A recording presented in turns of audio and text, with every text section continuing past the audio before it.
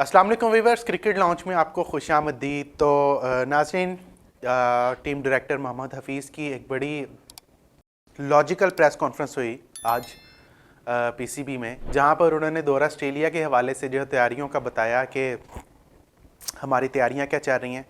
वहीं पर उन्होंने काफ़ी सवालात के जवाब दिए और मैं समझता हूँ काफ़ी कंसाइज किस्म की प्रेस कॉन्फ्रेंस थी।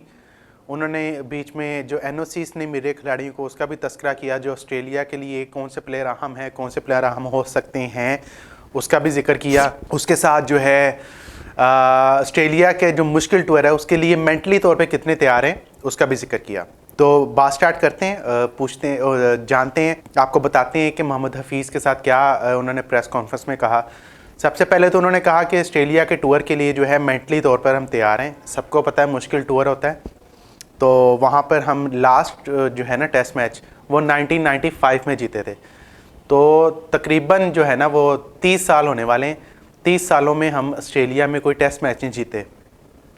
तो क्या मोहम्मद हफीज़ जो कि जिनको प्रोफेसर कहा जाता है, क्या वो पाकिस्तान को इस तरह की उनकी जो टीम डायरेक्टर हैं इस तरह की उनकी डायरेक्टरी कर सकते हैं कि ऑस्ट्रेलिया के टूर में हमें कोई टेस्ट मैच जीतने को मिल जाए? देखें, अगर रियलिटी पे बात करें तो ऐसा मुमकिन नज़र नहीं आ रहा, लेकिन मुमकिन को जो है नामुमकिन को भी मुमकिन बनाना हम नहीं करना होता है, इंसानों नहीं करना होता है। अब देखना ये होगा कि ऑस्ट्रेलिया के टूर में हम कितने तौर पे, क्योंकि 4 रोज़ा जो कैंप था रावलपिंडी में लगा वो तो हो गया ख़त्म। अब जो है लाहौर में एक दिन प्रैक्टिस की है। अब 30 को जो है वो पाकिस्तान टीम यहाँ से जाएगी, दुबई से रास्ता सिडनी, सिडनी से कैनबरा जाएगी, कैनबरा में टूर मैच खेलेगी, उसके बाद पर्थ जाएगी, जहाँ पे 14 दिसंबर को पाकिस्तान ऑस्ट्रेलिया का मैच होगा, पहला टेस्ट मैच होगा। तो अगर सारी बात करें, हफीज़ की बड़ी कंसाइज किस्म थी एज अ टीम डायरेक्टर, जो है एज अ टीम डायरेक्टर नहीं, मैं तो ये कहूँगा कि मैनेजमेंट पे आते हुए उनकी जो है आए हुए पहली प्रेस कॉन्फ्रेंस थी। पहली बार वो मीडिया के सामने आए हैं और उन्होंने अच्छे तरीके से सवालों के जवाब दिए, सारे डिटेल में सारी बातों का जवाब दिया। तो वो कहते हैं जी कि हम मेंटली तौर पर तैयार हैं, हमें पता है कि मुश्किल टूर है, लेकिन खुशी इस चीज़ की है कि उनको कायदे आज़म ट्रॉफी कह रहा हूँ, डोमेस्टिक क्रिकेट में जो लड़के थे उसके अच्छे परफॉर्मेंस को हमने टीम में शामिल किया और वो इतने अच्छे लड़के हैं, कॉन्फिडेंट हैं हमारे टीम डायरेक्टर साहब मोहम्मद हफीज़ भाई। अगर तो इतना कॉन्फिडेंस है, मतलब इस कॉन्फिडेंस से अगली टीम ना डर जाए, मुझे तो ये डर लग रहा है। तो देखने में अब ये आएगा कि क्या साइम अयूब, क्या खुरम शहजाद, जो नौजवान लड़के हैं जो डोमेस्टिक के परफॉर्मर हैं, उनको वो ऑस्ट्रेलिया के जो मुश्किल कंडीशंस में हम आहंग हो सकेंगे, उस सिचुएशन को अडॉप्ट कर सकेंगे और क्या उसको लेके आगे चल सकेंगे। तो ये तो जो है अगले तकरीबन 15 से 20-25 दिनों तक जो है पता चल जाएगा कि क्या होना है। मतलब 1 महीने तक पता चल जाएगा गालबन ज़्यादा से ज़्यादा कि क्या किस तरफ जो है ऊँट का जो करवट बैठी है ऊँट की। तो अब ये देखते हैं कि हम, हफीज़ ने कहा कि हमारा सिर्फ जो है ना वो नथन लाइन ही जो कि ऑफ स्पिनर है उनके, वो चीज़ वो जो है ना हमारा टारगेट नहीं है, पूरी ऑस्ट्रेलिया की टीम हमारी टारगेट है। तो ऑस्ट्रेलिया की टीम टारगेट यकीनन होनी चाहिए, लेकिन ऑस्ट्रेलिया को हमें ये याद रखना चाहिए, एक तो ऑस्ट्रेलियन टीम वर्ल्ड चैम्पियन है, फिर आईसीसी टेस्ट चैम्पियनशिप उन्होंने जीती हुई है और फिर ऑस्ट्रेलियन टीम अपने घर में खेल रही है। और ऑस्ट्रेलियन टीम जो है हमें अब हमारे घर में 1-0 से हरा के गई थी। तो ये चीज़ें हमें नहीं भूलनी चाहिए। रियलिटी चेक यही है कि उन्होंने बता दिया है कि मुश्किल टूर है। अब उसके साथ हम आपको ये बताते हैं कि उन्होंने कहा, उनसे बाबर आजम के बारे में सवाल हुआ, उन्होंने कहा जी कि बाबर आजम की और शान मसूद की बॉन्डिंग बड़ी अच्छी है। तो ऑब्वियसली अच्छी होनी है भाई, क्योंकि शान मसूद कैप्टन आए हैं, बाबर आजम अभी कैप्टनसी से रिटायर हुए हैं, उन्होंने कैप्टनसी छोड़ी है, तो बॉन्डिंग तो अच्छी होगी। जिस तरह कि हमने फुटेजेस वगैरह भी देखी, तस्वीरें भी देखी, काफ़ी प्लेयर्स आपस में जो है वो जेल नज़र आ रहे थे, अच्छी प्रैक्टिस की उन्होंने। अच्छा, सबसे इम्पोर्टेंट सिचुएशन, सबसे इंटरेस्टिंग और इम्पोर्टेंट सिचुएशन जो मेरे लिए है ना वो ये है कि गोरे कोचिस की हो गई है छुट्टी से मुराद उनको किसी नई असाइनमेंट पे लगा दिया गया है। इधर जो है अब लोकल कोचिस हैं, लोकल कोचिस जो है वो सारा कुछ कर रहे हैं। उनको अब लोकल कोचिस भी वो नहीं है कि पुराने ज़माने के, मतलब पुराने ज़माने 90s के, ये वही कोचिस हैं जो कि रिसेंटली अभी पाकिस्तान के साथ खेल रहे थे, पाकिस्तान की तरफ से खेल रहे थे और इन लड़कों के साथ खेल रहे थे। तो मुझे ये लगता है कि दो कोचिंग स्टाफ में, मैनेजमेंट में और प्लेयर्स में जो कोलैबोरेशन होगी वो ज़्यादा होगी, क्योंकि दोनों एक दूसरे के साथ खेलते थे। फिर उनसे सवाल हुआ कि आप प्रोफेसर हैं, उन्होंने कहा कि भाई मैं प्रोफेसर तो हूँ, लेकिन इसका मतलब ये नहीं है कि मुझे जो है ना वो मैं हर चीज़ मुझे पता है, ठीक है ना।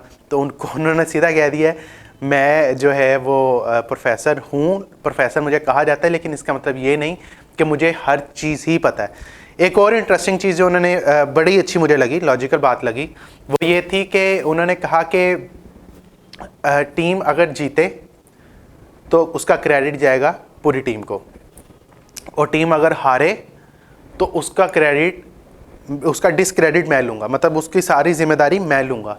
तो ये बड़ी एक अच्छी बात है।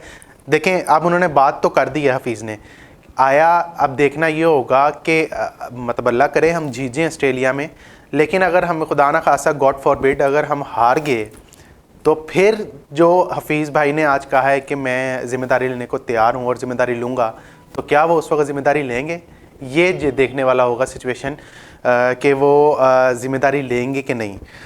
उसके बाद जी सबसे इंटरेस्टिंग जो पार्ट आया वो ये आया कि उन्होंने एक सवाल हुआ उनसे कि क्या पीसीबी ने मोहम्मद आमिर और इमाद वसीम को जो है वो कांटेक्ट किया।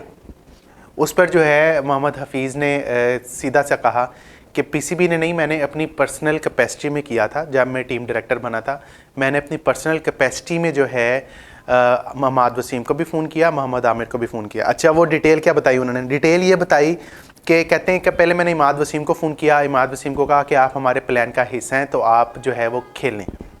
आगे से ये बकौल मोहम्मद हफीज़ के, आगे से इमाद वसीम ने कहा कि मैं आपको 2 दिन तक बताता हूँ। तो 2 दिनों बाद इमाद वसीम ने हफीज़ को कहा कि मैं न्यूजीलैंड के टूर के लिए अवेलेबल नहीं हूँ, जहाँ पर पाकिस्तान ने T20 खेलने। 2 दिनों बाद यह कहा कि मैं टूर के लिए अवेलेबल नहीं हूँ, बकौल मोहम्मद हफीज़ के। उसके 2 दिनों बाद इमाद वसीम ने रिटायरमेंट का ऐलान कर दिया।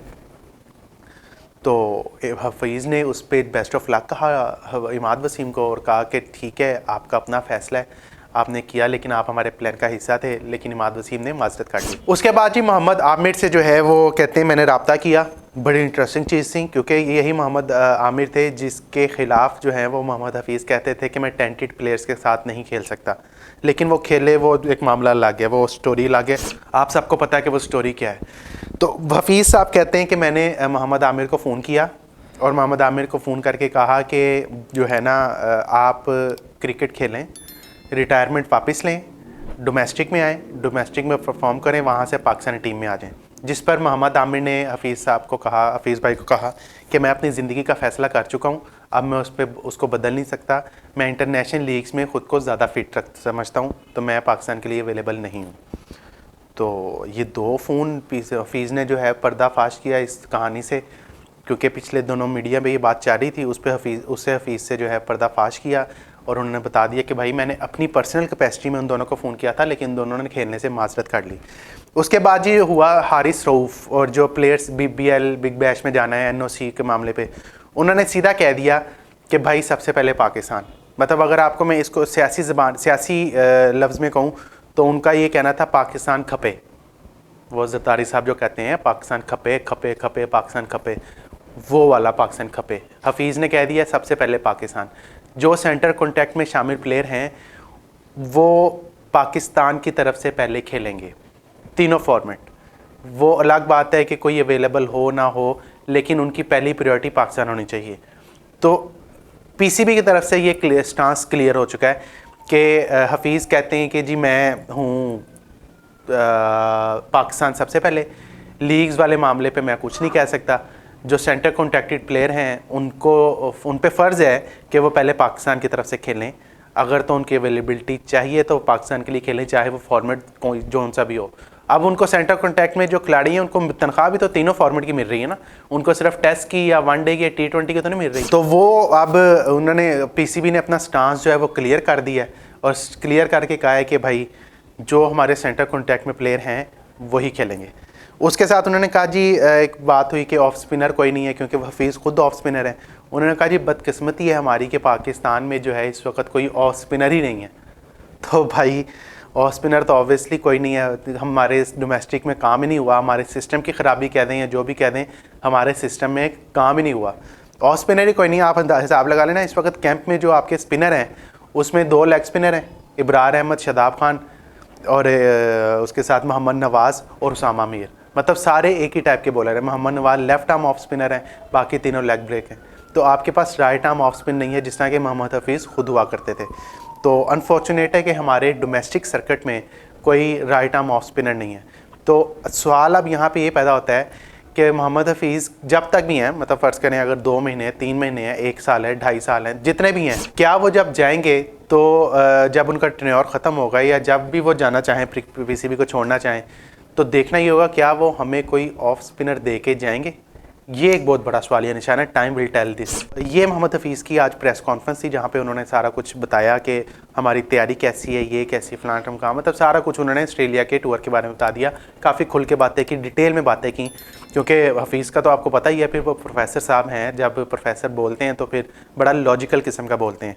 तो मैंने सोचा इसके साथ आपके साथ एक व्लॉग शेयर करें इस पर, और उम्मीद करता हूँ आपको वीडियो पसंद आई होगी। चैनल को सब्सक्राइब कर लीजिएगा और अपनी राय का इज़हार कमेंट सेक्शन में लाजमी कीजिएगा। Thank you.